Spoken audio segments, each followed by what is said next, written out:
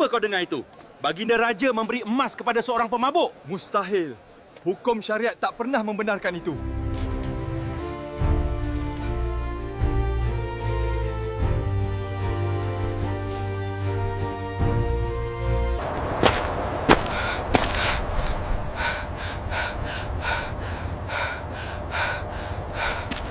Ampuni aku, Baginda. Aku tak mengerti mengapa aku menerima ini. Ambillah. Tidak semua hukuman harus diawali dengan cambuk. Apa maksud semua ini? Ada rahasia besar di balik tindakan Baginda. Tidak. Ini bukan kesalahan. Baginda pasti melihat sesuatu yang luput dari mata kita. Di balik keputusan yang tampak ganjil, tersimpan hikmah yang hanya bisa dilihat oleh kebijaksanaan sejati. Sejak hari itu, Baghdad tak lagi sama. Misteri pun mulai bersemi. Eits, sebelum saya lanjutkan videonya, apakah kalian penasaran bagaimana kisah mereka berubah menjadi lebih lucu dan menarik? Jangan lupa tonton video ini sampai selesai. Tekan tombol lonceng, subscribe, dan like supaya kalian gak ketinggalan episode selanjutnya. Dan sebelum kita mulai, coba tulis di kolom komentar. Kalian sedang nonton dari daerah mana? Aku pengen tahu dari kota mana saja cerita ini didengar. Pada suatu malam di Baghdad, sebuah keheningan yang tak biasa merayap di antara tembok-tembok istana megah, seolah memeluk setiap sudut dengan selubung misteri. Namun, di balik kemegahan yang membisu itu, hati Baginda Raja Harun al-Rashid dilanda kegelisahan yang tak terperi. Kemasyhuran Baghdad sebagai pusat peradaban dan kekayaan dinasti Abbasiyah pada masa pemerintahannya 786 sampai 809 Masehi tak mampu mengusir kebosanan yang perlahan menggerogoti jiwanya. Tidurnya terasa tak nyenyak, pikiran kalut, dan hatinya mendambakan sesuatu yang lebih dari sekadar rutinitas istana. Wahai Ja'far, apakah kau merasakan hal yang sama? Bisik Khalifah kepada wazir setianya, Ja'far al-Barmaki, yang berdiri tegak di samping singgasana. Ja'far, dengan kebijaksanaan yang memancar dari sorot matanya, menunduk hormat. Keluarga Barmaki sendiri adalah tonggak penting dalam administrasi Abbasiyah, dan Ja'far telah menjadi penasehat terpercaya bagi Harun al-Rashid sejak muda. Ampun, Baginda, hamba hanya merasakan kedamaian malam yang melingkupi istana. Jawab Ja'far, suaranya tenang. Khalifah Harun al-Rashid menghela napas panjang. Sorot matanya menerawang jauh menembus jendela menuju gemerlap samar kota Baghdad di kejauhan. Damai, katamu. Hamba justru merasakan kehampaan yang mencekam. Kemewahan ini, kekuasaan ini, terkadang terasa seperti penjara emas yang memisahkan hamba dari denyut nadi rakyat. Hamba bosan, Ja'far. Hamba ingin melihat, mendengar, dan merasakan sendiri kehidupan malam di sudut-sudut kota yang mungkin tak pernah tersentuh cahaya istana. Ide yang tiba-tiba melintas itu membuat Ja'far sedikit terkejut. Namun ia tahu betul karakter khalifah yang tidak hanya bijaksana dan adil, tetapi juga memiliki rasa ingin tahu yang besar terhadap kesejahteraan rakyatnya. Ia kerap berkeliling, bahkan menyamar, untuk memastikan keadilan tegak di setiap sendi kehidupan. Jika itu kehendak Baginda, hamba akan menyiapkan segalanya, kata Ja'far tanpa sedikit pun keraguan. Maka, tanpa sepengetahuan para pengawal dan abdi dalam, Khalifah Harun al-Rashid dan Wazir Ja'far pun menyamar sebagai pedagang biasa. Jubah sederhana mereka kenakan, wajah-wajah mereka ditutupi tudung, dan sebilah tongkat menjadi satu-satunya teman perjalanan mereka di tengah pekatnya malam. Mereka menyelinap keluar dari gerbang rahasia istana, perlahan membaur dengan bayang-bayang kota yang mulai hidup dengan ritmenya sendiri. Udara malam Baghdad terasa sejuk membelai kulit, membawa aroma rempah-rempah, tanah basah, dan sedikit bau asap dari tungku-tungku roti. Jalanan yang siang harinya dipenuhi hiruk-pikuk perdagangan, kini menyisakan beberapa pedagang kaki lima yang masih bertahan, penjaga toko yang berjaga, dan para musafir yang mencari tempat bernaung. Baghdad pada masa Harun al-Rashid memang telah menjelma menjadi metropolitan terbesar di dunia, pusat perdagangan dan ilmu pengetahuan yang tak tertandingi. Namun, Di balik kemegahan itu, selalu ada sisi lain yang menarik untuk diselami. Langkah kaki Khalifah dan Ja'far membawa mereka menyusuri gang-gang sempit, jauh dari jalanan utama yang lebih terang. Mereka mendengar gelak tawa dari sebuah kedai kopi yang masih buka, di mana para pria berbagi cerita dan impian. Mereka melihat seorang ibu yang dengan telaten menjahit pakaian di ambang pintu rumahnya yang sederhana, diterangi hanya oleh lentera kecil. Di wajahnya tergambar kelelahan, namun tangannya terus bergerak tanpa henti demi keluarganya. Hati Khalifah terenyuh. Ja'far, perhatikanlah betapa gigihnya mereka menjalani hidup, ucap Khalifah lirih. Ja'far mengangguk. Benar Baginda, ketekunan mereka adalah tiang penopang kemegahan Baghdad ini. Perjalanan mereka berlanjut hingga ke sebuah pasar yang mulai sepi. Di salah satu sudut, mereka menemukan seorang lelaki tua yang terbaring lemas di samping tumpukan kain dagangannya yang tak laku. Tubuhnya menggigil, dan batu kering sesekali memecah keheningan. Khalifah Harun al-Rashid segera mendekat. Hati kecilnya tak bisa berdiam diri melihat penderitaan rakyatnya. "Wahai kakek, mengapa engkau terbaring di sini? Mengapa tidak pulang ke rumah?" tanyanya lembut, dengan suara yang sengaja dibuat serak agar tidak dikenali. Lelaki tua itu yang terlihat putus asa mengangkat kepalanya perlahan. Matanya sayu memandang kedua sosok asing di hadapannya. "Rumah? Hamba tak punya rumah, anak muda. Hamba seorang pedagang miskin yang datang dari desa jauh, berharap bisa mencari nafkah di Baghdad yang megah ini. Tapi dagangan hamba tak laku, dan kini hamba tak punya tempat berteduh maupun uang untuk membeli makanan," jawabnya dengan suara lemah.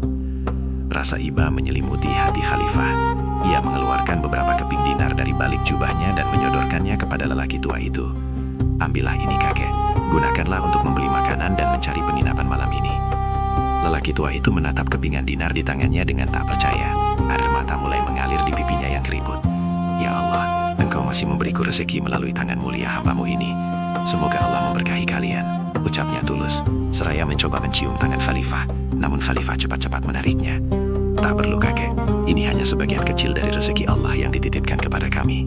Berdoalah semoga Allah senantiasa melindungimu," kata Khalifah, suaranya tercekat menahan haru. Ja'far memperhatikan setiap adegan itu dengan takzim. Ia tahu, di momen-momen seperti inilah, Khalifah Harun al-Rashid menunjukkan esensi kepemimpinannya yang sejati. Bukan hanya di balik meja kekuasaan, tetapi juga di tengah-tengah rakyatnya yang paling rentan. Mereka melanjutkan perjalanan.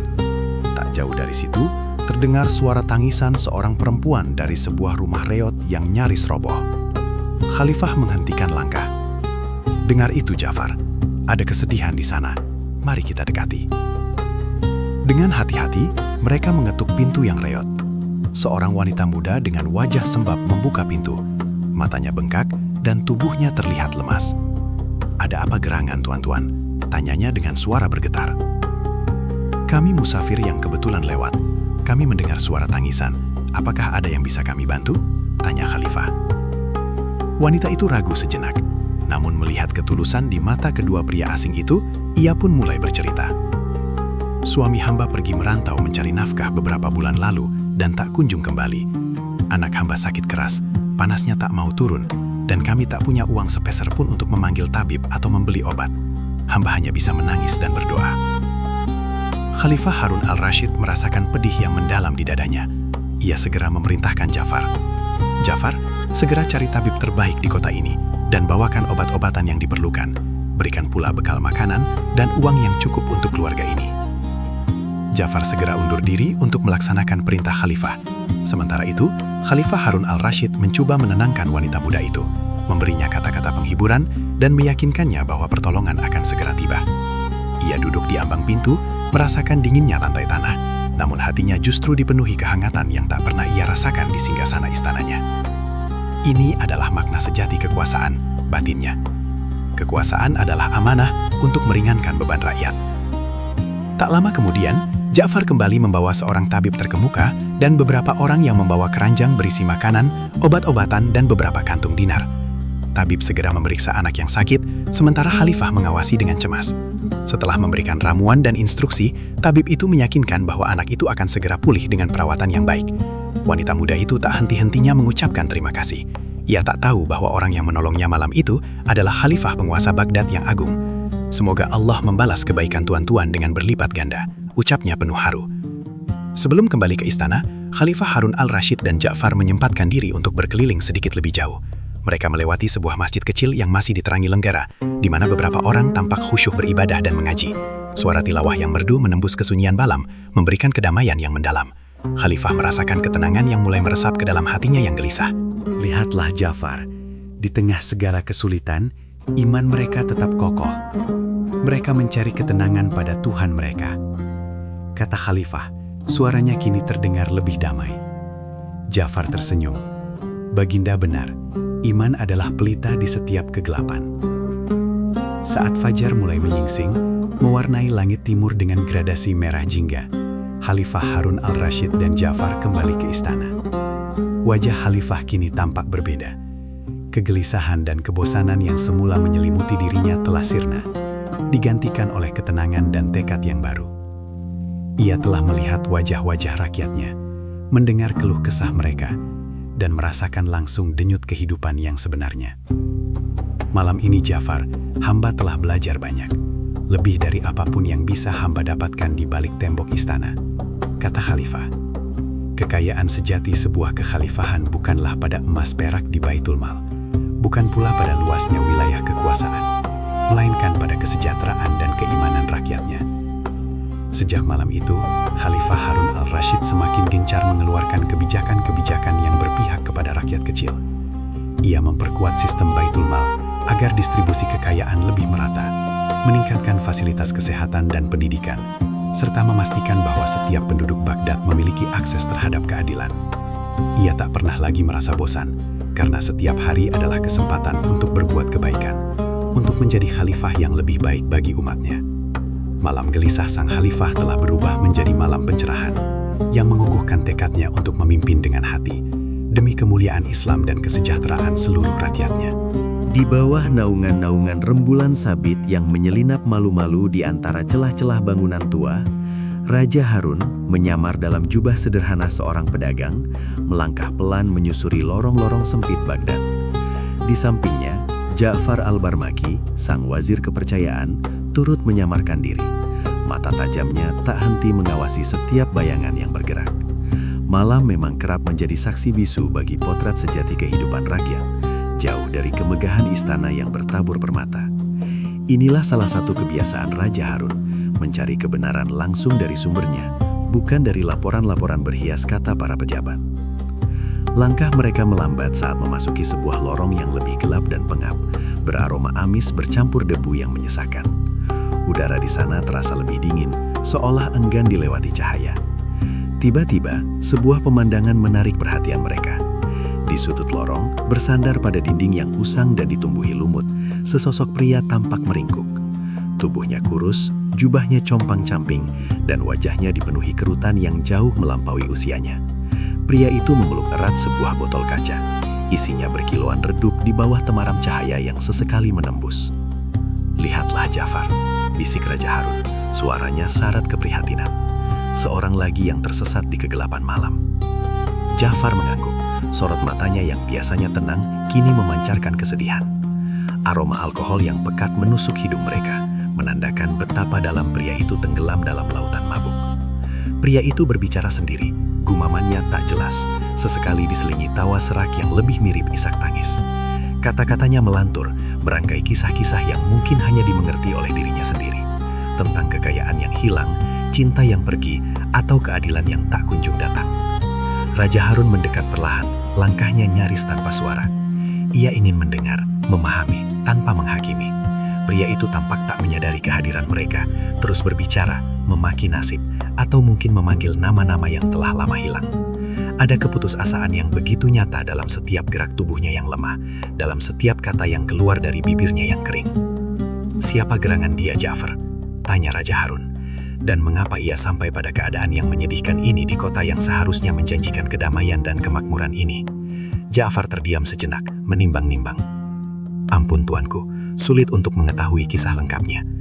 Namun, kondisi seperti ini bukanlah hal yang asing di sudut-sudut kota, jauh dari keramaian pasar dan kemegahan istana. Ada yang terhempas oleh kemiskinan, ada yang hancur oleh pengkhianatan, dan ada pula yang mencari pelarian dari kenyataan pahit. Raja Harun menatap pria mabuk itu lekat-lekat.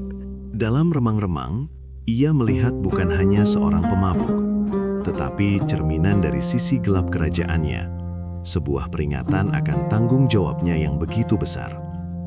Bagaimana mungkin seorang khalifah bisa tidur nyenyak di atas permadani sutra, sementara ada rakyatnya yang tergeletak tak berdaya di lorong-lorong, mencari kehangatan dalam dinginnya alkohol.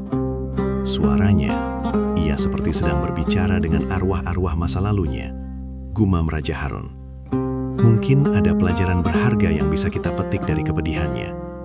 Mereka berdua berdiri di sana, menjadi saksi bisu bagi monolog pilu seorang pria yang terbuang. Setiap desah napasnya adalah cerita. Setiap tetes air mata yang mungkin tak terlihat adalah untayan doa yang tak sampai. Raja Harun merasakan beban di dadanya. Kekhalifahan bukan hanya tentang menaklukkan wilayah atau membangun istana megah. Kekhalifahan adalah tentang merawat setiap jiwa, memastikan setiap hak terpenuhi, dan menegakkan keadilan hingga ke sudut lorong paling terpencil. Pria itu kembali tertawa, kali ini lebih keras dan putus asa. Keadilan, di mana keadilan? Serunya, nadanya parau. Botol di tangannya nyaris terjatuh, namun ia memegangnya erat, seolah itulah satu-satunya teman setianya. Mereka bilang, Baghdad adalah kota kedamaian. Omong kosong, ini adalah kota serigala berbulu domba. Kata-kata itu menusuk tajam ke hati Raja Harun. Sebuah kritik pedas, langsung dari bibir rakyat jelata yang terluka. Iya, Harun al-Rashid, sang khalifah yang namanya harum di seluruh penjuru dunia, yang istananya menjadi pusat ilmu pengetahuan dan kebudayaan, justru mendengar rintihan keputusasaan seperti ini. Ja'far, ujar Raja Harun, suaranya kini lebih tegas, namun tetap lembut. Kita tidak bisa membiarkannya seperti ini. Tidak seorang pun di bawah pemerintahanku yang pantas hidup dalam kondisi ini, tanpa harapan, tanpa martabat. Ja'far mengerti. Ia telah lama mengenal karakter rajanya. Di balik kemegahan dan otoritas seorang khalifah, Harun al-Rashid adalah seorang pemimpin yang tulus dan penuh kasih sayang terhadap rakyatnya. Banyak kisah beredar tentang Harun yang menyamar untuk mendengarkan keluh kesah rakyatnya, kemudian bertindak cepat untuk menegakkan keadilan. Apa yang harus kita lakukan, tuanku? Tanya Ja'far. Apakah kita harus membawanya ke rumah perawatan? Atau? Raja Harun mengangkat tangannya, menghentikan Ja'far. Bukan itu intinya, Ja'far. Kita harus memahami akarnya. Mengapa ia sampai terdampar di sini? Siapa yang bertanggung jawab atas penderitaannya? Apakah ada kezoliman yang tak terungkap? Ia menatap pria itu lagi, kali ini dengan pandangan yang lebih dalam, seolah mencoba menembus kabut mabuknya untuk melihat jiwa di baliknya. Pria ini adalah pengingat Ja'far. Pengingat bahwa tugas seorang pemimpin tidak pernah berakhir. Keadilan bukanlah sekedar hukum di atas kertas, melainkan cahaya yang harus sampai ke setiap celah kegelapan. Malam semakin larut. Dinginnya angin menusuk tulang, namun Raja Harun dan Ja'far tetap berdiri, mendengarkan lanturan tak jelas pria mabuk itu. Di tengah kegelapan lorong sempit, sebuah pertemuan tak terduga telah membuka mata sang khalifah akan realitas yang sering tersembunyi, sebuah pengingat abadi akan janji seorang pemimpin kepada Tuhannya dan kepada seluruh rakyatnya. Kisah pria di sudut lorong ini mungkin tidak akan tercatat dalam buku-buku sejarah yang gemilang, namun ia akan terukir dalam hati Raja Harun al-Rashid sebagai salah satu pelajaran terpenting dalam perjalanan kepemimpinannya. Ia tahu, esok hari sang khalifah harus bertindak untuk pria ini dan untuk semua yang tersembunyi di balik dinding-dinding kota Baghdad yang agung. Malam itu, hembusan angin dingin menyusup di antara lorong-lorong sempit Baghdad, membawa serta aroma rempah-rempah yang bercampur dengan kelembaban tanah. Di bawah temaram cahaya lentera yang berkedip, seorang pria berjalan sendirian, menyembunyikan identitasnya di balik jubah sederhana dan tudung yang menutupi wajahnya. Ia adalah Raja Harun, sang khalifah, yang sekali lagi memilih untuk menyelinap keluar dari kemegahan istana, mencari tahu sendiri denyut nadi rakyatnya, mendengar keluh kesah, dan melihat langsung kehidupan yang tak tersentuh oleh dinding-dinding marmer singgasananya. Sebuah kebiasaan yang kerap ia lakukan, demi memastikan keadilan tak hanya bersemi di atas kertas titah, namun juga meresap hingga ke sudut-sudut paling kumuh dari kerajaannya. Langkah kakinya membawanya ke sebuah area pasar yang mulai sepi, hanya menyisakan beberapa pedagang yang masih mencoba peruntungan dan para gelandangan yang mencari tempat berteduh. Di antara mereka, pandangan Raja Harun tertuju pada seorang pria yang duduk terhuyung di dekat tumpukan karung goni. Botol arak di tangannya menjadi satu-satunya sahabat setia. Pakaiannya lusuh, rambutnya acak-acakan, dan matanya memerah. Namun ada sesuatu dalam sorotnya yang menarik perhatian sang khalifah. Bukan kesedihan atau keputusasaan, melainkan semacam keberanian yang salah tempat, atau mungkin delusi yang kuat. Mendekati pria itu, Raja Harun memperlambat langkahnya, seolah menjadi bagian dari bayang-bayang malam. Ia berdiri tidak jauh, mengamati, mendengarkan setiap kata yang keluar dari bibir si pemabuk itu. Suaranya serak, terkadang meninggi, terkadang meracau tak jelas. Ia berbicara pada dirinya sendiri, pada bayangan di dinding, atau mungkin pada jin-jin malam yang ia yakini mendengarkannya. Ah, nikmatnya dunia ini, seru si pemabuk, mengangkat botolnya ke arah langit yang bertaburan bintang. Siapa yang butuh emas dan perak ketika ada minuman ini? Tapi tentu saja, aku punya segalanya, lebih banyak dari yang bisa kalian bayangkan. Raja Harun menghela napas. Ia telah melihat banyak manusia yang dikuasai nafsu duniawi, dan tak sedikit pula yang tenggelam dalam hayalan akibat minuman keras. Namun pria ini memiliki aura yang berbeda, semacam keangkuhan yang tak biasa. "Kau sendirian, Tuan?" sapa Raja Harun pelan, memilih untuk membuka percakapan. Si pemabuk tersentak, menoleh dengan mata yang memicing. Ia memindai sosok di hadapannya, tak menemukan kesan bahaya, hanya seorang pria berjubah sederhana yang tak sama seperti orang kebanyakan. Sebuah senyum miring kemudian tersungging di bibirnya. "Ah, seorang kawan di tengah kesunyian," jawabnya, suaranya sedikit cadel. "Mendekatlah, jangan malu. Mau minum sedikit? Ini arak terbaik tahu, kualitas nomor 1. Jangan kira aku orang sembarangan." Aku ini penikmat kau tahu, yang terbaik untuk yang terbaik. Tanpa menyadari bahwa di hadapannya adalah sang khalifah, penguasa negerinya, si pemabuk dengan berani justru menawarkan minumannya. Sebuah tawaran yang nekat, tidak hanya karena melanggar adab, namun juga karena ditujukan kepada seseorang yang dalam keadaan biasa akan menjatuhkan hukuman berat padanya. Raja Harun hanya tersenyum tipis, menolak tawaran itu dengan gelengan kepala. Ia ingin melihat sejauh mana imajinasi pria ini bisa membawanya. "Terima kasih kawanku, aku hanya ingin mendengarkan cerita-cerita malam," kata Raja Harun, memilih untuk tidak membuka kedoknya. "Cerita? Ah, cerita apa yang kau inginkan? Aku punya 1001 cerita. Hidupku ini penuh petualangan kau tahu." Si pemabuk tertawa terbahak, kemudian meneguk lagi minumannya. "Lihat aku, pakaianku mungkin sederhana, tapi jangan salah, ini hanya penyamaran. Aku ini orang kaya raya, sangat kaya. Hartaku tak terhitung, emas, permata, karavan dagang yang membentang dari timur ke barat, semua itu milikku." Ia mulai membual tanpa henti, menyebut dirinya sebagai orang yang sangat kaya raya dan hebat. Kata-kata itu meluncur deras dari bibirnya, dihiasi dengan gerakan tangan yang berlebihan dan ekspresi wajah yang penuh keyakinan. Sebuah keyakinan yang hanya bisa dimiliki oleh mereka yang sepenuhnya terperangkap dalam dunia ilusi. "Orang-orang memanggilku sang penakluk kekayaan," lanjutnya, matanya berbinar-binar. "Aku bisa membeli apa saja yang kuinginkan. Tanah, rumah, budak-budak terbaik. Bahkan aku bisa membeli istana raja sekalipun jika aku menginginkannya. Ya, istana yang megah itu, dengan semua taman dan air mancurnya, hanya dengan satu jentikan jari. Aku bisa mengubahnya menjadi istanaku sendiri. Apa susahnya bagi orang sekaya aku?" Raja Harun mendengarkan semua itu dengan saksama. Hatinya tidak dipenuhi kemarahan atau penghinaan, melainkan rasa iba yang mendalam. Ia melihat bukan hanya seorang pemabuk yang tak sadar diri, melainkan juga cerminan dari manusia yang mungkin di balik delusi itu menyimpan impian dan kerinduan yang besar. Kemewahan yang ia bualkan mungkin adalah pelarian dari kenyataan pahit yang tak mampu ia hadapi saat sadar. Khalifah Agung itu mengamati kerutan di wajah si pemabuk, bekas-bekas kehidupan yang keras terukir jelas di sana. Tangannya yang kasar mungkin biasa memanggul beban berat, dan kakinya yang kotor terbiasa melangkah di jalanan. Di balik bualan tentang kekayaan yang tak terbatas, Raja Harun dapat melihat kerapuhan dan keputusasaan yang tersembunyi.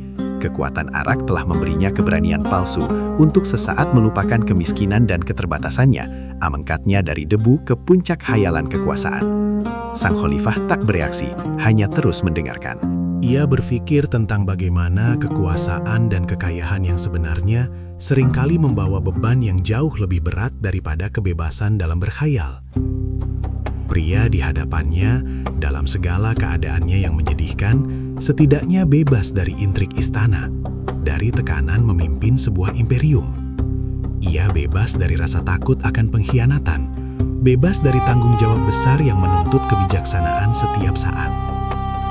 Bualan si pemalbuk terus berlanjut hingga akhirnya ia tertidur.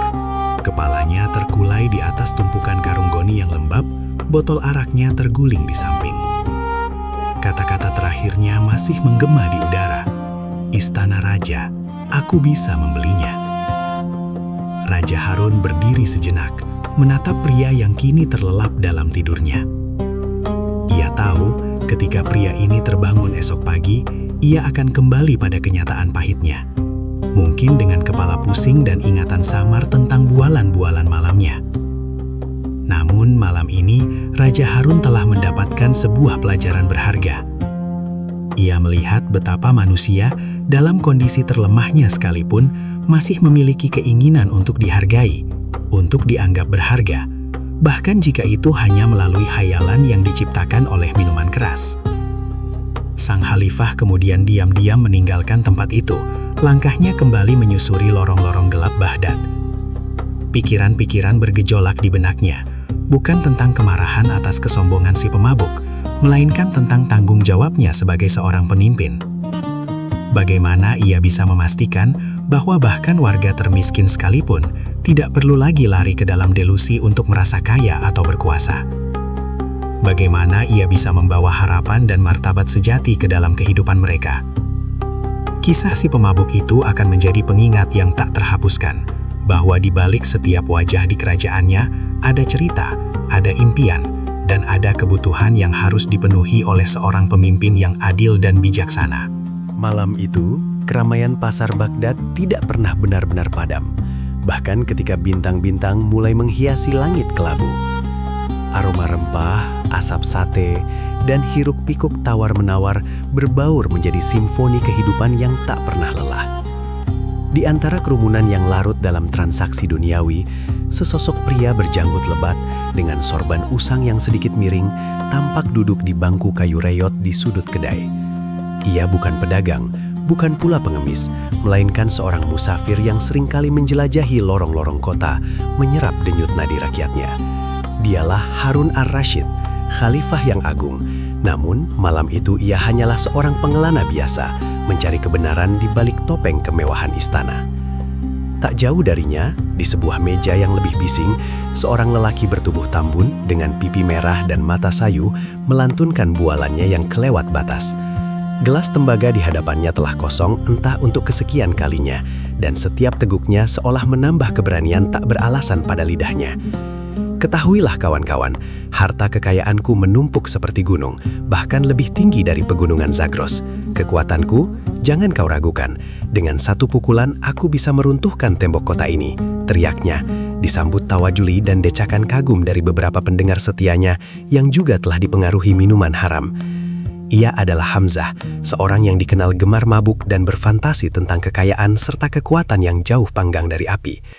Setiap malam, ia mencari panggung di antara keramaian pasar, mengubah khayalan menjadi cerita yang menghibur diri sendiri dan sesama pengabuk.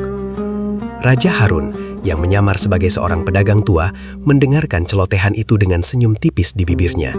Awalnya, ia hanya merasa geli, melihat bagaimana manusia dapat begitu mudah tenggelam dalam ilusi kebesaran yang mereka ciptakan sendiri.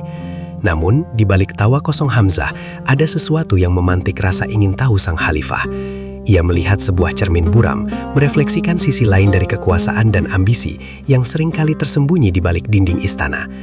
Kegemaran Hamzah membual adalah gambaran ironis tentang bagaimana manusia mendefinisikan nilai dan kekuatan dalam hidup mereka.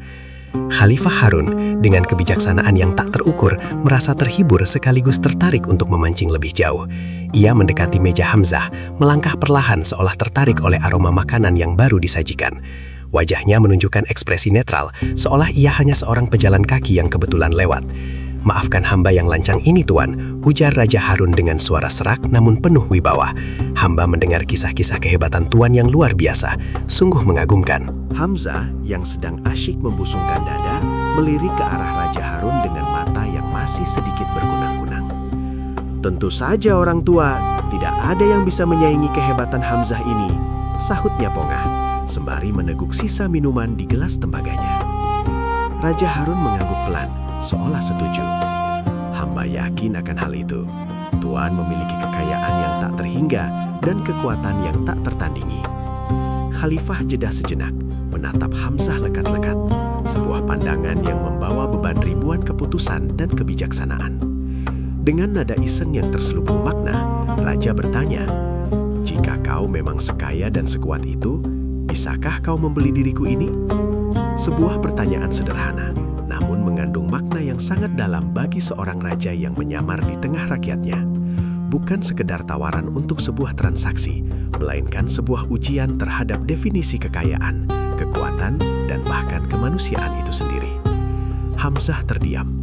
Raut wajahnya yang tadinya merah padam, kini sedikit memucat. Pertanyaan itu menusuk bualannya seperti tombak yang menembus balon udara. Ia telah membual tentang kekayaan yang bisa membeli apa saja dan kekuatan yang bisa menaklukkan siapa saja.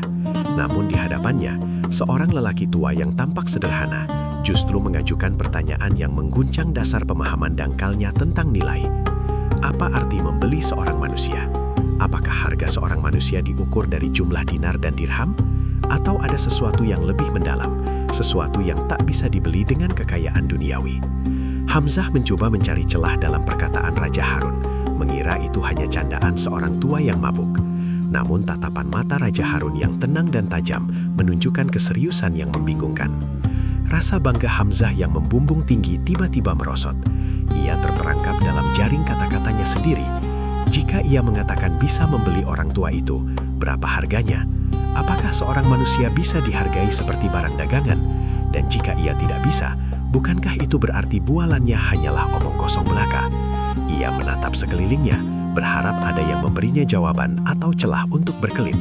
Namun teman-teman minumnya hanya menatapnya dengan rasa ingin tahu, menunggu respons dari si pemabuk besar. Keheningan tiba-tiba menyelimuti meja mereka, seolah waktu berhenti berputar di tengah riuhnya pasar. Raja Harun tersenyum titis, memahami kebingungan yang berkecamuk di benak Hamzah.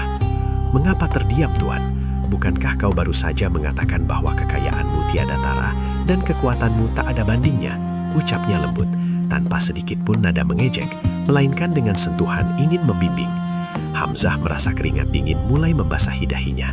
Ia telah menghabiskan hidupnya mengejar fatamorgana kekayaan dan kekuasaan, mengukur nilai seseorang dari harta benda yang mereka miliki. Namun, pertanyaan sederhana dari seorang lelaki tua yang tak dikenal ini telah membalikkan seluruh pemahamannya. Ia menyadari bahwa ada sesuatu yang tak bisa dibeli, sesuatu yang tak ternilai, yaitu kebebasan dan martabat seorang manusia. Selama beberapa saat, Hamzah hanya bisa terdiam, merenungkan makna di balik kata-kata itu. Ia mencoba menghitung-hitung nilai emas dan perak yang bisa ia kumpulkan. Tetapi semakin ia berpikir, semakin ia menyadari betapa piciknya pikirannya. Harga seorang manusia tidak bisa diukur dengan uang. Bahkan seorang budak pun dalam ajaran Islam memiliki hak dan martabat yang harus dihormati. Raja Harun tidak meminta uang darinya. Ia meminta Hamzah untuk memahami batasan dari klaimnya tentang kekuasaan dan kekayaan. Ini adalah tantangan yang jauh lebih besar daripada sekadar transaksi jual-beli. Itu adalah tantangan untuk melihat ke dalam diri sendiri, untuk memahami nilai sejati dari kemanusiaan. Hamzah akhirnya menundukkan kepalanya, rasa malu menyeruak di hatinya. Bualannya terasa hampa dan kekuatannya seolah lenyap di telan kebingungan. Ia tak bisa membeli orang tua ini, bukan karena ia tak punya uang, melainkan karena konsep membeli seorang manusia itu sendiri adalah sebuah kebodohan. Manusia tidak untuk dijual beli, apalagi jika yang dimaksud adalah jiwa dan kemerdekaannya. Hamba tidak bisa, Tuan, bisik Hamzah akhirnya, suaranya tercekat. Hamba tidak bisa membeli, Tuan, karena manusia tidak untuk dibeli. Ia mengangkat pandangannya, menatap Raja Harun dengan mata yang kini tidak lagi sayu karena mabuk, melainkan penuh kesadaran yang baru. Raja Harun tersenyum hangat, mengangguk perlahan. "Kebenaran itu datang dari hati yang jernih, Tuan Hamzah," ujarnya. "Setiap manusia memiliki nilai yang tak terhingga, melebihi semua kekayaan di dunia ini. martabat, dan kebebasan adalah hak yang tak bisa dibeli atau dijual. Kata-kata itu menembus relung hati Hamzah, menyingkap tabir ilusi yang selama ini menyelubungi hidupnya.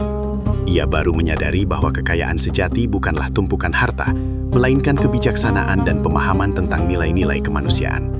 Kekuatan sejati bukanlah kemampuan untuk menaklukkan, melainkan kemampuan untuk mengakui batasan diri dan menghargai orang lain.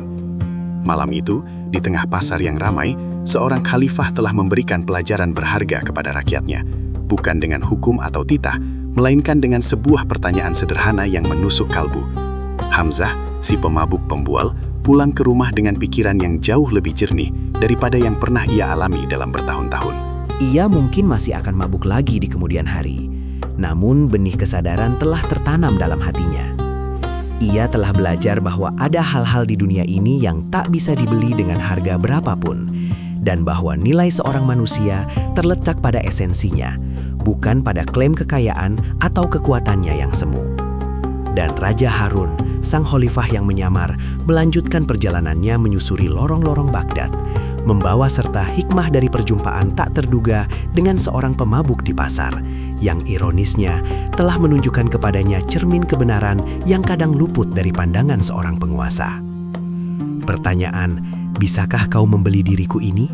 Bukan hanya sebuah tantangan, melainkan sebuah undangan untuk merenungkan makna sejati dari kehidupan, martabat, dan kebebasan yang seringkali dilupakan di tengah gemerlap dunia. Di tengah kemegahan Baghdad, jantung peradaban Islam yang berdenyut kencang di bawah naungan kekhalifahan Abbasiyah, Raja Harun al-Rashid bertahta. Baghdad di zamannya adalah permata dunia, tempat bertemunya para cendekiawan, penyair, pedagang, dan filsuf dari segala penjuru. Sebuah kuali budaya dan ilmu pengetahuan yang tak tertandingi. Istana sang khalifah selalu riuh rendah dengan pujian para menteri, sanjungan para abdi, dan syair-syair indah yang memuja kebesarannya. Namun, seringkali, di balik tirai kemewahan dan formalitas itu, Harun al-Rashid merasa jenuh. Ia merindukan kejujuran, sesuatu yang langka di lingkungan istana yang penuh basa-basi. Suatu malam, ketika rembulan sabit menggantung anggun di atas kubah-kubah masjid dan menara-menara pengamat bintang, Khalifah Harun al-Rashid memutuskan untuk melongok keluar istana, seperti yang sering ia lakukan dalam penyamaran. Ia ingin merasakan denyut nadi rakyatnya, mendengar bisikan hati mereka yang tak mungkin ia dapati dari laporan para punggawa. Malam itu, dalam salah satu sudut kota yang ramai namun agak remang-remang, ia menemukan keramaian kecil di sebuah kedai minuman. Di sana, seorang pria lusuh dengan janggut acak-acakan dan mata merah karena pengaruh minuman tampak menjadi pusat perhatian, melontarkan kalimat-kalimat yang kadang tak masuk akal, kadang menusuk.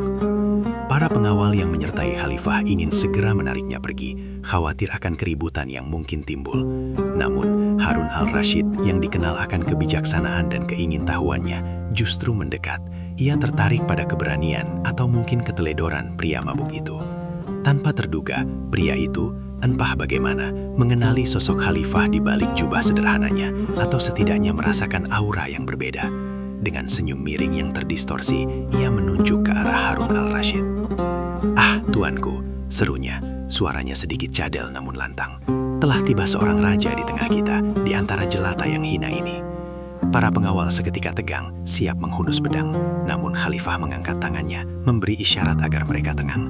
Ia maju selangkah, menatap pria mabuk itu dengan sorot mata yang penuh pertanyaan. "Baiklah, wahai saudaraku," kata Harun al-Rashid dengan nada tenang. "Jika memang aku seorang raja, coba katakan padaku, berapa hargaku, berapa nilaiku di matamu?" Hening sesaat menyelimuti kedai itu, napas tertahan, menunggu jawaban yang bisa berujung pada hadiah besar atau hukuman mati. Para menteri dan pejabat istana biasanya akan saling berlomba memberikan angka setinggi langit, membandingkan khalifah dengan permata termahal, emas murni, atau bahkan seluruh kekayaan dunia. Namun pria mabuk itu, dengan pikirannya yang masih terpengaruh minuman keras, justru menatap Harun al-Rashid dengan pandangan jujur, tanpa filter. Ia terdiam sejenak, mengamati sang khalifah dari ujung kaki hingga kepala. "Harga tuanku," gumamnya, lalu tiba-tiba tertawa terbahak-bahak, tawa yang kasar dan sumbang. "Harga tuanku tidak lebih dari 2 dirham. Kata-kata itu bagai petir di siang bolong. Para pengawal menahan napas. Pemilik kedai pucat pasi. 2 dirham? Nilai sekecil itu nyaris tidak cukup untuk membeli sekeranjang apel busuk, apalagi seorang khalifah yang menguasai kekhalifahan terluas di masanya, dari Mediterania hingga ke India. Harun al-Rashid sendiri sedikit terkejut, namun ia tidak menunjukkan kemarahan. Ia mengangguk, menunggu penjelasan. 2 dirham tuanku, lanjut si pemabuk. Suaranya kini lebih pelan, seolah sedang merenungkan sesuatu yang sangat mendalam. Itu pun hanya untuk sepasang sandal jepit usang yang tuanku kenakan, agar tuanku tidak menginjak lumpur. Atau mungkin untuk seutas tali jerami yang bisa mengikat seekor keledai betina. Ia kemudian mengangkat tangannya, seolah menghitung di udara. Untuk jubah tuanku, mungkin seharga kain perca yang robek. Untuk mahkota tuanku, itu hanya logam tak berarti jika tanpa kepala yang memikirkan rakyat. Untuk tubuh tuanku, daging dan tulang ini pada akhirnya akan menjadi santapan cacing tanah, sama seperti kami semua. Kekejaman dan kepolosan jawaban itu menembus relung hati Harun al-Rashid. Ia mendengar perbandingan dirinya dengan sandal usang, tali jerami, kain perca, dan bahkan makanan cacing. Jawaban yang polos dan brutal itu, tak disangka, justru sukses membuat Raja Harun terbahak-bahak. Tawa yang meledak dari dadanya bukan tawa kemarahan, melainkan tawa lepas yang telah lama tidak ia rasakan. Sebuah kejujuran kasar yang jauh lebih menghibur daripada pujian palsu nan menjilat dari para pejabat istana yang munafik. Para pengawal dan penduduk kedai terkesima tak pernah melihat khalifah mereka tertawa seperti itu. Wahai saudaraku, Harun al-Rashid akhirnya berkata, di sela-sela tawanya yang mereda, kau telah memberiku pelajaran yang tak ternilai harganya. Kau telah menunjukkan padaku bahwa segala kemewahan dan kekuasaan ini hanyalah fana, bahwa pada akhirnya kita semua sama, kembali ke tanah. Pria mabuk itu hanya tersenyum samar, matanya yang merah kini tampak berbinar, seolah baru saja melontarkan hikmah agung yang tak ia sadari. Ia mungkin tidak sepenuhnya memahami implikasi filosofis dari kata-katanya, namun dalam kesadarannya yang samar, ia telah menyampaikan kebenaran universal.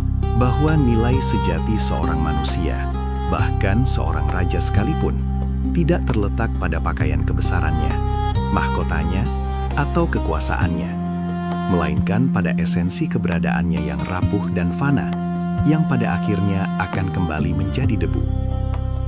Malam itu, Harun al-Rashid kembali ke istana bukan dengan rasa jengkel, melainkan dengan hati yang tercerahkan. Kata-kata seorang pemabuk di sudut kota telah memberinya pengingat tajam tentang kerendahan hati dan kesementaraan dunia. Sejak saat itu, ia semakin sering menyamar dan berbaur dengan rakyat, mencari kebenaran yang jujur, sekalipun itu datang dari bibir seorang yang dianggap rendah. Karena ia tahu, di sanalah kadang-kadang tersimpan mutiara kebijaksanaan yang tak akan pernah ditemukan di antara kilauan emas dan intan permata istana. Kebesaran seorang pemimpin, pada akhirnya, bukan diukur dari seberapa banyak ia dipuji, melainkan seberapa dalam ia memahami esensi kehidupan dan kerendahan hati di hadapan Sang Pencipta. Di bawah langit Baghdad yang bertabur bintang, di lorong-lorong sempit yang menyimpan 1001 kisah, Khalifah Harun al-Rashid seringkali menyamarkan diri, bukan untuk mencari bahaya, melainkan untuk mendekatkan diri pada denyut nadi rakyatnya, mendengar bisik-bisik dan menyaksikan realitas yang tak terjangkau dari singgasana emasnya. Malam itu, seperti banyak malam lainnya, Khalifah Agung yang memimpin kekhalifahan Abbasiyah pada puncak kejayaannya ini, ditemani oleh wazir setianya, Ja'far al-Barmaki, menyusuri jalanan kota damai yang tak pernah benar-benar tidur. Baghdad pada masa pemerintahannya dari 786 hingga 809 Masehi adalah mercusuar ilmu pengetahuan, budaya, dan perdagangan dunia, sebuah era yang kelak akan dikenang sebagai zaman keemasan Islam. Angin malam membawa serta aroma rempah-rempah dari pasar yang mulai sepi, berbaur dengan uap teh min dan sesekali tawarnya dari kedai-kedai yang masih terang. Langkah kaki mereka yang ringan membawa mereka ke sebuah sudut kota yang lebih remang, di mana sebuah suara parau menarik perhatian khalifah. Di sana, bersandar pada dinding yang usang, seorang pria tampak terhuyung-huyung, bicaranya melantur, terpengaruh oleh khamr yang telah menguasai akalnya. Pakaiannya lusuh, rambutnya acak-acakan, namun dari bibirnya meluncur kata-kata yang, entah mengapa, terdengar ganjil dan menggelitik. Ja'far dengan kening berkerut, bersiap mengisyaratkan pengawal untuk mendekat. Namun Khalifah mengangkat tangan, sebuah senyuman tipis tersungging di bibirnya yang tersembunyi di balik tudung jubahnya. Khalifah justru mendekat, tertarik oleh pemandangan di hadapannya. Si pemabuk itu, tanpa menyadari kehadiran dua sosok terhormat di dekatnya, terus saja berceloteh tentang keadilan yang ia impikan, tentang kejujuran yang langka, dan tentang dunia yang seharusnya lebih baik dari apa yang ia lihat dalam bias mata mabuknya. ada keluhan tulus, ada kritik yang polos, dan ada pula harapan yang diucapkan dengan gaya yang begitu lugu sehingga mustahil untuk merasa tersinggung. Alih-alih merasa murka atau jijik, hati Harun al-Rasyid justru dipenuhi rasa terhibur yang mendalam. Ia mendapati dirinya tersenyum, kemudian tertawa kecil di balik tidungnya. Setiap celotehan si pemabuk, meskipun terangkai tanpa nalar, memancarkan kejujuran yang langka, sebuah kejujuran yang seringkali luput dari lingkungan istana yang penuh intrik dan basa-basi. Ada kelucuan yang tak disengaja dalam setiap gerak dan ucapan pria itu, sebuah kelucuan yang lahir dari ketidakberdayaan, namun sekaligus sebuah cerminan dari hati yang mungkin jauh lebih bersih dari banyak orang yang sadar. Harun al-Rasyid, yang dikenal karena kebijaksanaannya dan sering digambarkan mengembara secara anonim dalam hikayat 1001 Malam, menemukan momen kemanusiaan yang langka. "Lihatlah Ja'far," bisik Khalifah pelan. Suaranya syarat akan refleksi. Betapa sering kita mencari kebijaksanaan di antara para cendekiawan dan pujangga. Namun kadang, kebenaran itu datang dari bibir yang paling tak terduga. Ja'far mengangguk, sorot matanya yang tajam kini melembut, menangkap nuansa dalam perkataan Khalifah. Mereka terus mengamati si pemabuk yang kini mulai terisak pelan, meratapi nasibnya dan dunia yang ia anggap tak adil, sebelum kemudian kembali tertawa tanpa alasan yang jelas. Khalifah merasakan gelombang empati. Kejujuran yang lugu itu, meski disampaikan dengan cara yang menggelikan, telah menyentuh sanubarinya. Ini adalah hiburan yang tak ternilai, sebuah jeda dari beban kekuasaan dan tanggung jawab yang berat. Hatinya tergerak melihat sosok yang rapuh namun jujur itu. Dalam kegelapan malam, di antara hiruk-pikuk kota yang mereda, Khalifah Harun al-Rasyid membuat keputusan.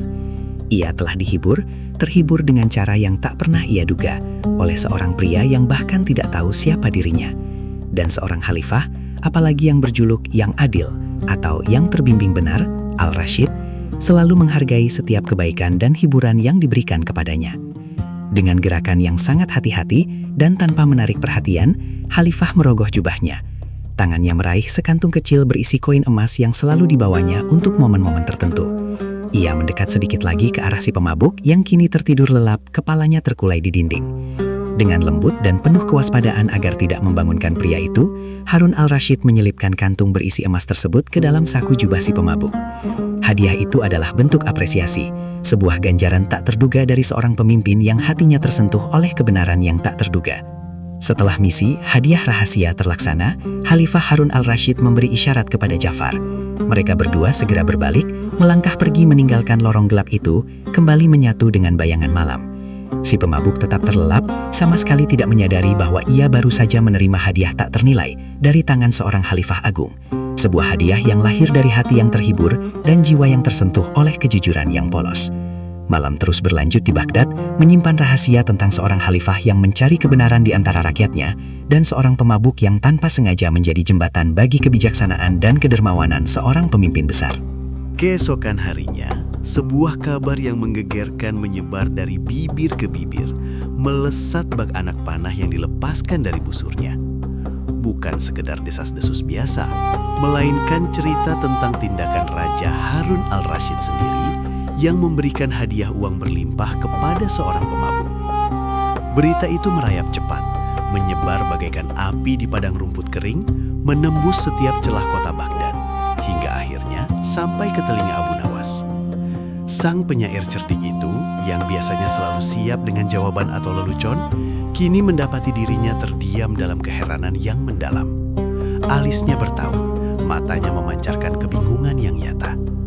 Bagaimana mungkin, pikirnya, raja, seorang pemimpin yang dikenal menegakkan hukum syariat Islam dengan tegas, justru memberi hadiah kepada seseorang yang jelas-jelas melanggar salah satu perintah Allah.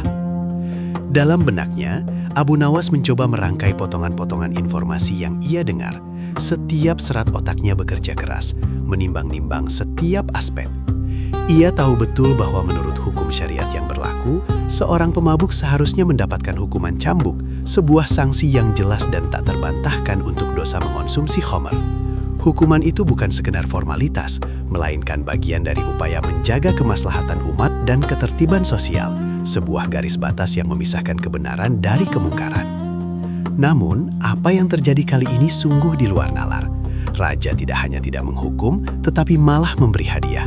Sebuah hadiah, Uang yang tentu saja tidak sedikit. Reaksi Abu Nawas lebih dari sekedar terkejut. Ia merasa ada sesuatu yang janggal, sebuah anomali besar dalam tatanan keadilan yang selama ini ia pahami. Kebingungan itu seperti kabut tebal yang menyelimuti pikirannya, membuatnya gelisah. Bagaimana rakyat akan memandang ini? Bagaimana pula para ulama dan hakim syariat akan menyikapi tindakan raja? Pertanyaan-pertanyaan itu berkelebat di benak Abu Nawas tanpa henti. Jika seorang pemabuk diberi hadiah, bukankah itu sama saja dengan memberi legitimasi atau bahkan insentif bagi orang lain untuk melakukan perbuatan yang sama? Ataukah ada makna tersembunyi di balik tindakan raja yang luput dari pandangannya? Apakah ini sebuah ujian bagi kebijaksanaannya, atau mungkin sebuah petunjuk atas sesuatu yang lebih besar yang sedang terjadi di istana dan di tengah masyarakat? Abu Nawas merasa terpanggil untuk memahami misteri di balik kabar heboh ini. Rasa ingin tahu jurnalistik investigatifnya terusik. Ada dorongan kuat dalam dirinya untuk tidak hanya menerima berita itu apa adanya, tetapi untuk menggali lebih dalam, mencari tahu motif dan kebenaran di belakangnya. Hanya dengan memahami maksud raja, ia bisa menempatkan kepingan teka-teki ini pada tempatnya yang benar. Malam itu, tidur Abu Nawas tak nyenyak. Pikirannya dipenuhi tanda tanya tentang keadilan, hukum, dan kebijaksanaan seorang raja. Di tengah riuhnya gemerisik pasar Baghdad dan desiran angin gurun yang mengarak berita, desas-desus ganjil mulai menyebar, merayapi telinga setiap penduduk, dari pedagang rempah hingga ulama terkemuka. Kisah itu sampai pula ke telinga Abu Nawas, seorang pujangga yang namanya tersohor di seantero kekhalifahan Abbasiyah. Bukan hanya karena bait-bait syairnya yang jenaka dan filosofis, melainkan juga karena kecerdasan dan pandangannya yang acak kali melampaui nalar kebanyakan orang. Ia yang hidup di bawah naungan Khalifah Harun ar-Rasyid, penguasa yang dikenal akan ketegasan dan kepatuhannya terhadap hukum syariat, dibuat tercengang oleh kabar yang beredar. Desas-desus itu mengisahkan sebuah tindakan sang Khalifah yang sungguh di luar dugaan. Baginda Raja memberikan hadiah berharga kepada seorang pemabuk. Hadiah itu konon bukanlah sekadar pemberian kecil, melainkan sebuah anugerah yang mengundang kebingungan massal. Bagaimana mungkin seorang raja yang adalah penjaga syariat, yang seharusnya menegakkan hukum dengan menghukum peminum khamar dengan cambukan, justru menganugerahi mereka? Pertanyaan ini menggantung di udara, membebani benak warga, dan perlahan menumbuhkan bibit-bibit keraguan terhadap kebijaksanaan istana. Sebagian berbisik tentang ketidakadilan, sementara yang lain merasa hukum telah dipermainkan. Abu Nawas pada mulanya menyangka ini hanyalah bualan atau lelucon pasar belaka. Namun ketika cerita itu terus bergaung, diceritakan kembali dengan detail yang kian presisi dari berbagai sumber terpercaya, hatinya mulai tergelitik. Sebagai seorang yang menjunjung tinggi kebenaran dan kerap kali menguji batas-batas pemahaman, Abu Nawas merasakan adanya keganjilan yang mendalam. Ia tahu betul bahwa dalam syariat Islam, minuman keras adalah haram, dan pelakunya patut menerima hukuman dera. Konflik batin berkecamuk. Di satu sisi ada keyakinan akan keadilan sang raja, di sisi lain ada fakta yang tampak bertentangan dengan prinsip syariat yang ia pahami. Keraguan ini bukan tentang raja, melainkan tentang interpretasi hukum yang sedang dipertanyakan oleh publik. Ia tidak bisa hanya berdiam diri dan membiarkan benih-benih fitnah tumbuh subur. Ketidakpuasan dengan desas-desus itu akhirnya membulat menjadi sebuah keputusan. Abu Nawas memutuskan untuk mendatangi istana dan menghadap Baginda Raja secara langsung, bukan untuk menuduh atau menghakimi, melainkan untuk mencari kejelasan, untuk menyelami kedalaman hikmah di balik tindakan yang sekilas tampak paradoks. Baginya, kebenaran sejati tidak terletak pada permukaan kabar burung, melainkan pada akar penjelasan yang sahih. Hanya dengan bertatap muka dengan sang raja, ia yakin bisa memahami logika yang tersembunyi di balik keputusan tersebut. Maka, dengan langkah penuh kehormatan namun syarat pertanyaan, Abu Nawas melangkahkan kakinya menuju gerbang istana. Para pengawal yang telah mengenalnya sebagai sahabat dan orang kepercayaan Khalifah Harun ar-Rasyid tanpa banyak bicara memberinya jalan. Ia melintasi koridor-koridor megah di mana setiap ukiran dan pilar seolah menyimpan rahasia kekuasaan dan kebijaksanaan. Hatinya berdebar bukan karena gentar, melainkan karena rasa penasaran yang membara untuk menyingkap tabir di balik misteri ini. Setelah menanti sejenak, ia pun diizinkan masuk ke hadapan Baginda.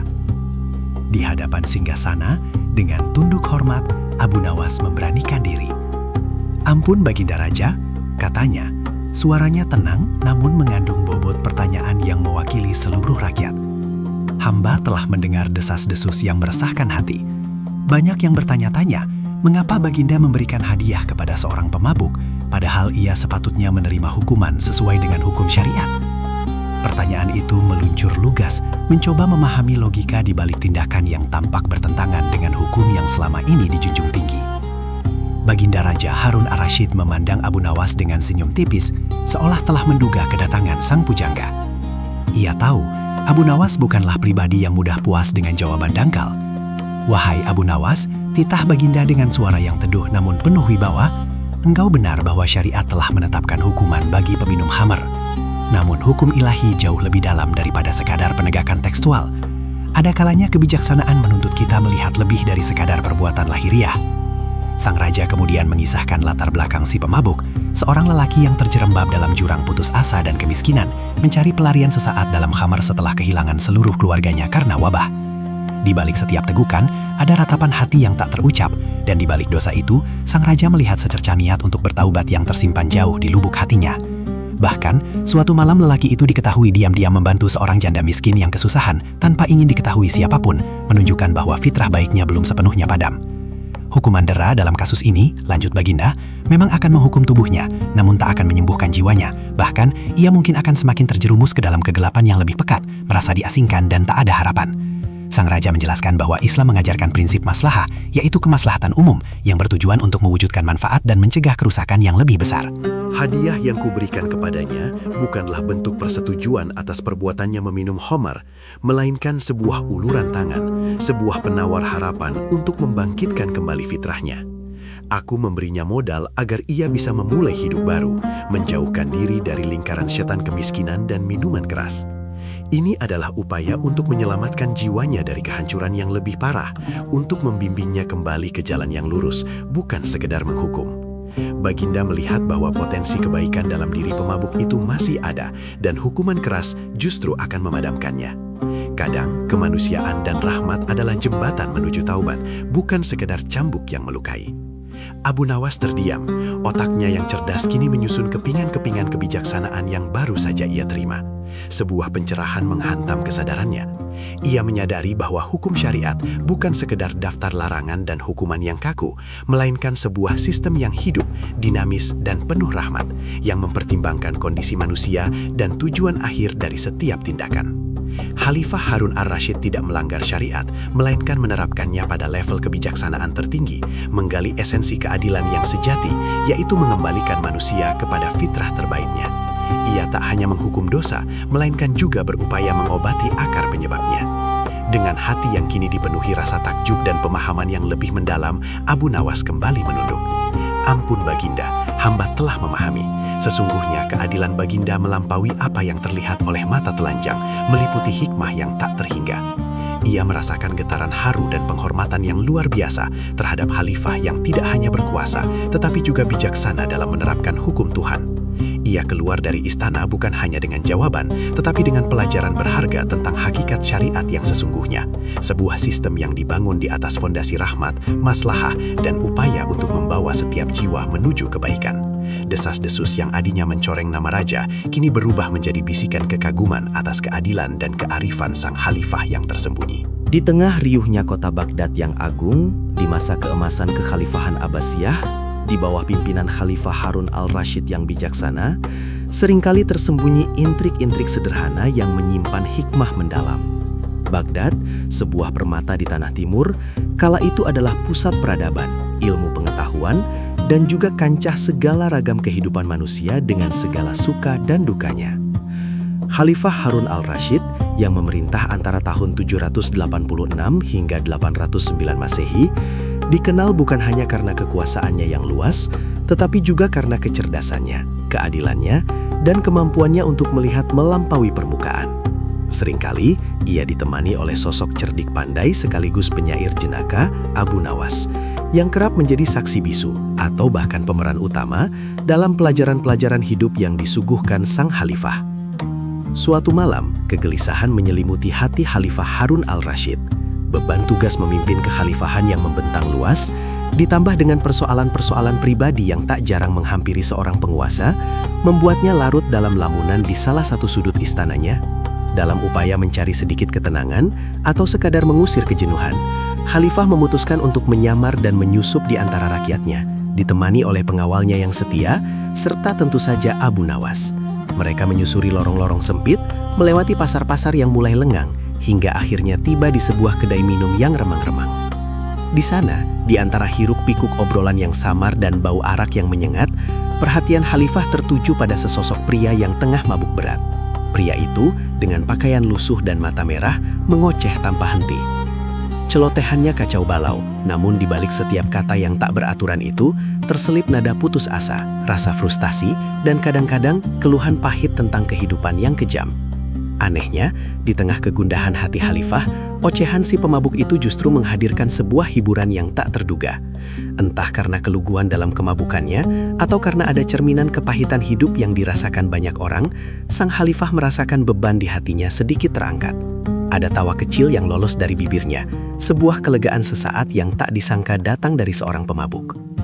Keesokan harinya, kabar tak terduga menyebar di kalangan istana. Khalifah Harun al-Rashid dikabarkan telah memberikan sejumlah besar dinar kepada pemabuk yang mengoceh di kedai minum tadi malam. Berita ini sontak menimbulkan tanda tanya, bahkan kerutan di dahi Abu Nawas. Ia tak habis pikir, bagaimana mungkin seorang khalifah yang teguh dalam prinsip keadilan dan keislaman justru memberikan imbalan kepada seseorang yang jelas-jelas melanggar ajaran agama? Apakah ini berarti khalifah mendukung perbuatan tercela tersebut? Keraguan dan rasa ingin tahu mendorong Abu Nawas untuk menghadap sang khalifah, mencari jawaban atas teka-teki yang mengganggu pikirannya. Abu Nawas dengan hati-hati menyampaikan kebingungannya. "Ampun tuanku Khalifah," ujarnya. "Hamba mendengar tuanku telah memberikan hadiah kepada seorang pemabuk. Mohon ampun, tetapi tindakan ini sungguh membingungkan hamba dan mungkin juga rakyat tuanku. Bukankah perbuatan mabuk itu sendiri adalah dosa dan sesuatu yang seharusnya dihindari?" Raja Harun al-Rashid menatap Abu Nawas dengan senyum bijaksana yang teduh. Senyum itu, yang seringkali menyembunyikan kedalaman pemikiran yang tak terduga, kali ini memancarkan cahaya pemahaman. "Duduklah, wahai Abu Nawas," perintahnya lembut, mempersilahkan Abu Nawas mendekat. "Kukira engkau akan mempertanyakan hal ini. Bagus, sebab itulah gunanya kita memiliki akal dan hati untuk bertanya dan merenung."